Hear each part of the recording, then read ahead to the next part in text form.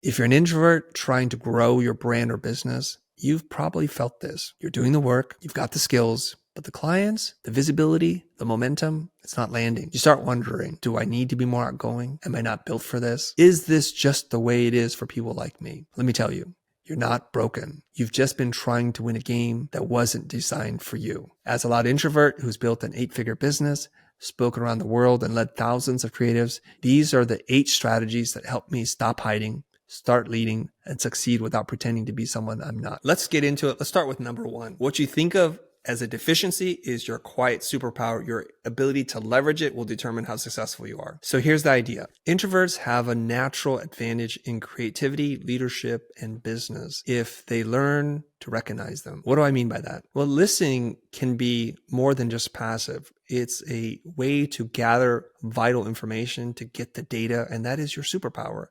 When you learn how to really listen, you hear what people want before they even say it. You're able to read between the lines, the subtext, and that makes you a better problem solver. The ability to observe things lets you to see things that most people miss. This could be body language, emotional tension, tonality, or even unspoken objections. You don't need to be the loudest person. You don't need to be the most social or gregarious person. You don't have to be the person screaming for attention to be in the spotlight. You need to be the most attuned, to be the most aware, the most observant. That's your superpower. A lot of introverts think that the loudest, most vocal person is the one who's the leader, who is in charge, and the one that's worthy of being heard. But I would just want to reinforce this concept that's missed a lot, which is listening isn't a passive thing if it's done correctly.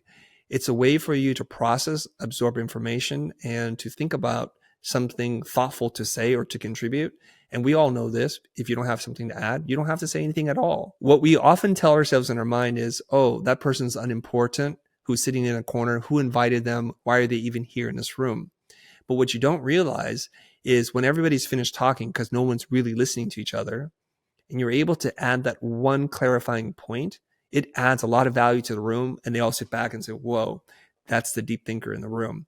That's the person who becomes inherently the most interesting person. So this quiet listening, which is really active listening, if you're doing this correctly, makes you a better problem solver. Let me put this in context in my own life, my own story here. I was recently at a meeting with some very powerful, successful people. In fact, I think I'm the least successful, the least accomplished, and the poorest person at the table. And what I saw was everyone trying to outdo each other, talking, and no one's listening because everyone is cutting the other person off. It's hard to get a word in edgewise. The introvert in me starts to recoil and think, I need to escape this conversation. This is really boring. No one's really that interested in each other. But like the cobra kind of coiled in the basket, there was an opportunity to contribute something meaningful. And then I struck and I said what I needed to say. And I can tell from the room, everybody kind of just was thrown back a little bit. Like there's been this sleeper here, just quietly, patiently waiting to contribute something to the conversation. I think immediately I was able to create an impression on people that was far more substantial than if I were trying to compete with them and talking the entire time. So I just want to reinforce this concept that this thing that you kind of are fearful of being so quiet in the room and not saying anything, and this desire to be louder than everyone else, let the others do that. Stay in your pocket, stay where you're strong, stay observant, and be attuned to what's happening. And you're going to be able to process and record and observe and see things that everyone else is going to miss. Strategy 2. Be quiet in person, but be really loud online. This is how you get the best of both worlds. The internet, believe it or not, is introverts' stage to play. It's our playground.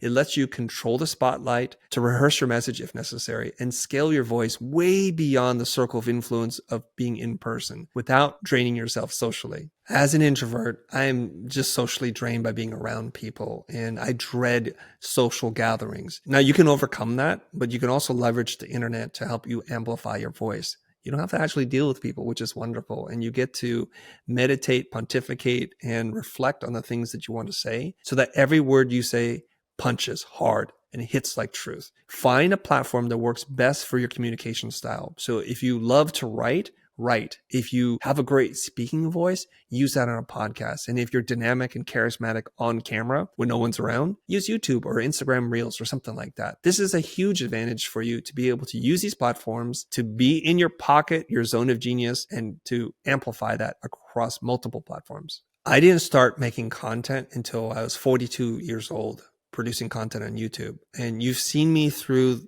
the struggles of finding my voice, showing up online, and slowly becoming comfortable in my own skin on camera. And all of what I'm able to accomplish now was because despite being quiet in person, I was able to be loud online and amplify my message. I often tell people that I don't have social skills, that I'm super socially awkward.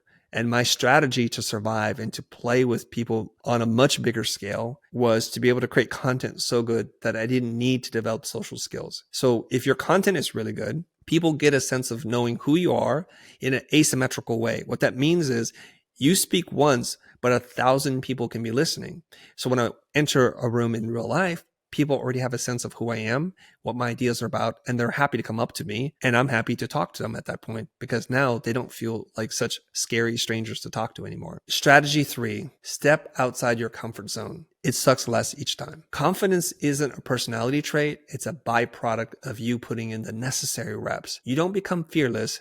It just becomes familiar. Many years ago, when I was working with my business coach, he came to this conclusion after observing me for a number of years. He asked me this question: why are you so busy being the world's best kept secret? And it kind of caught me off guard. I'm like, what do you mean? And he said, I think you're brilliant. I think you have a lot to offer the world, but you're so reluctant to go out there, even to meet your clients who are here at the company. And I'm sure there's lots of designers, some young minds, some entrepreneurs in the making that want to hear from you and your experience. So I asked him, so what am I supposed to do? He goes, volunteer to speak.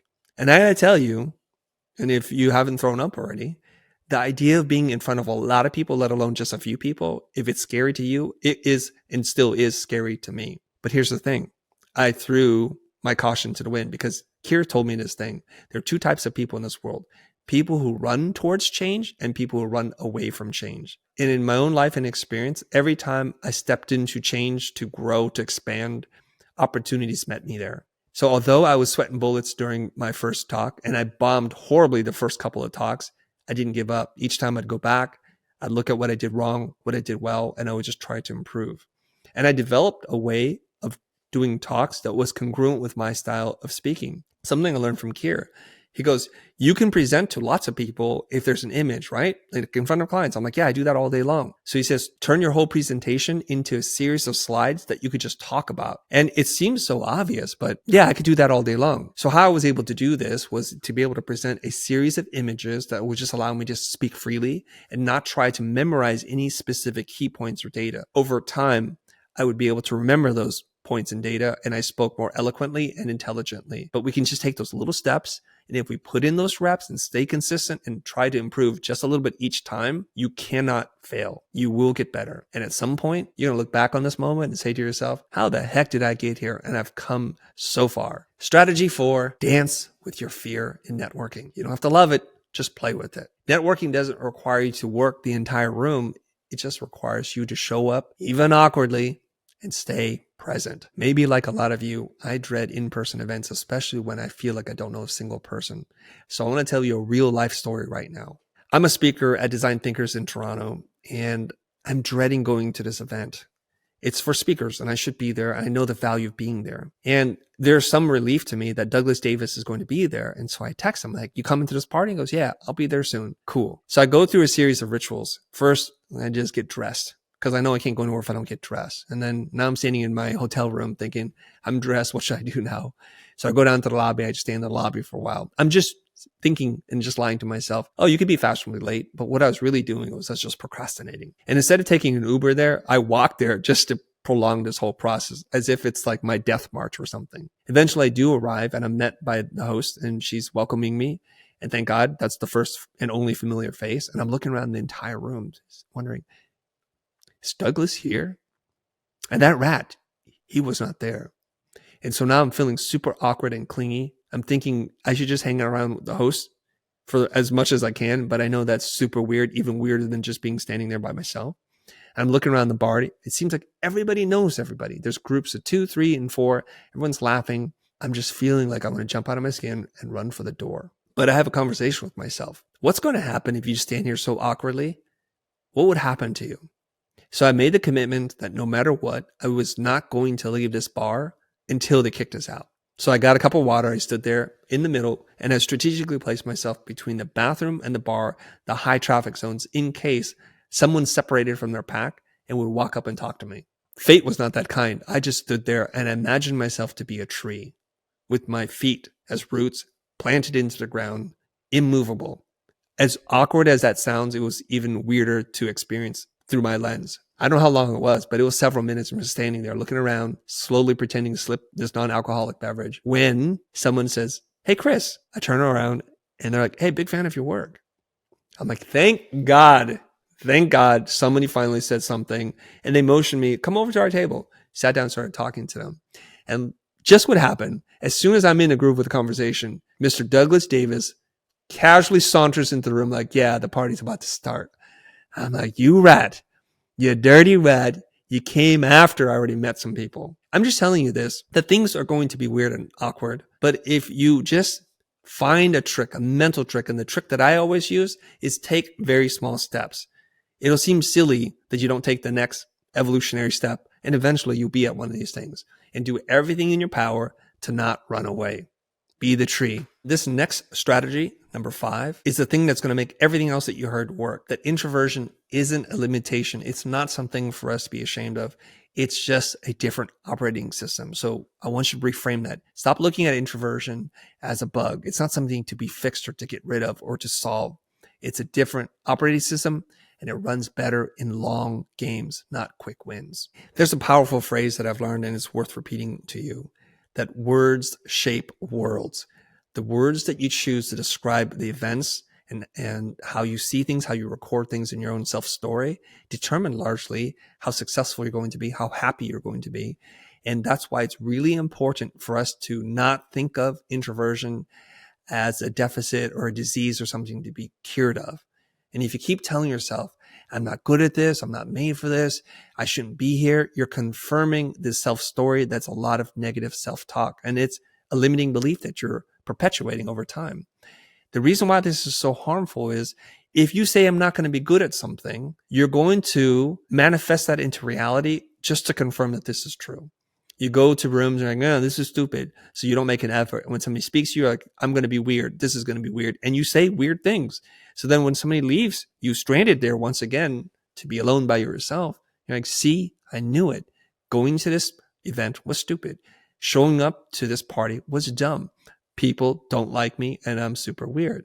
If you keep telling yourself those stories, you're going to make this true because the universe works in a really weird way.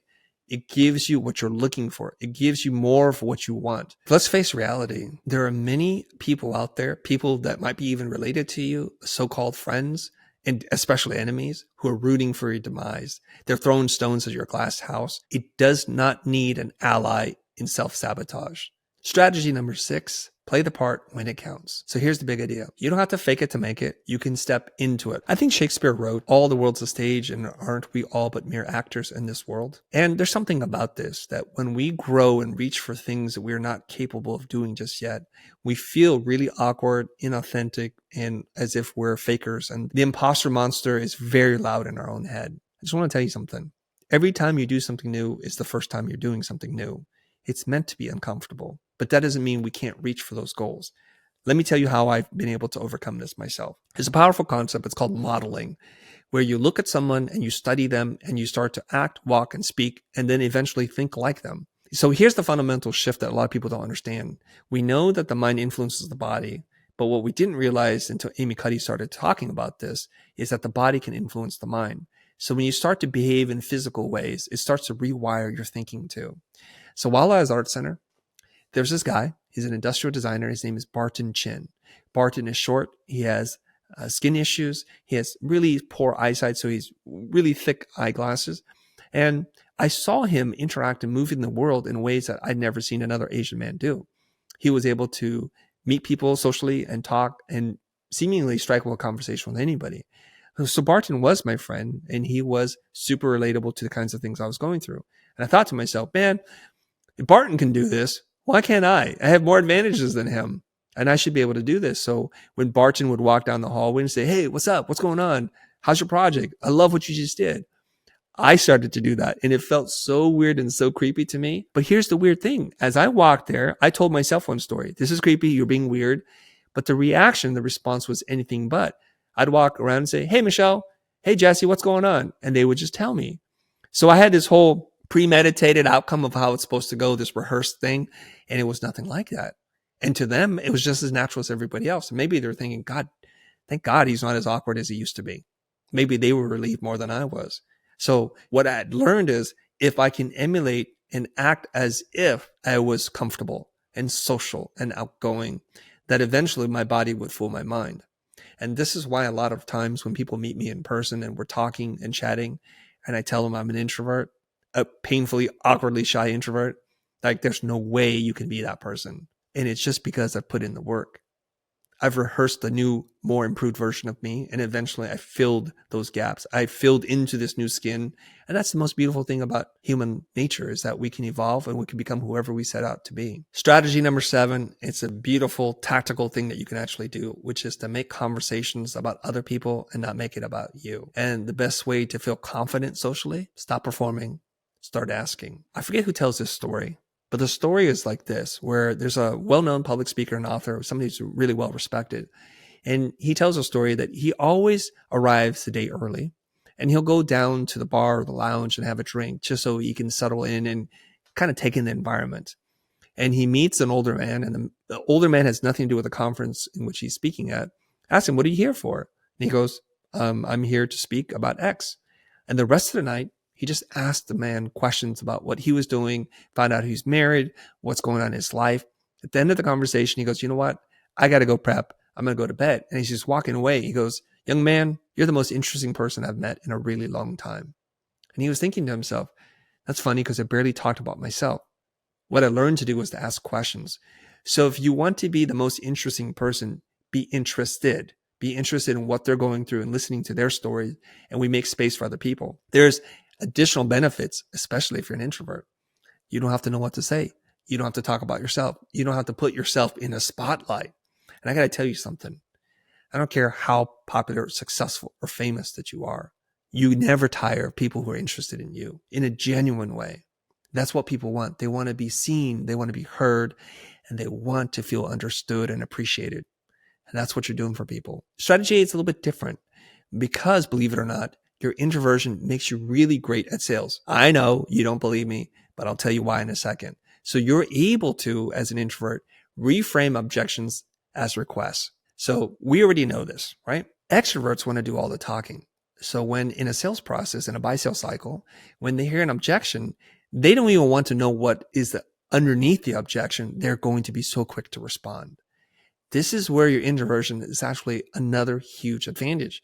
Because before we speak, we want to have an understanding of what is being asked of us.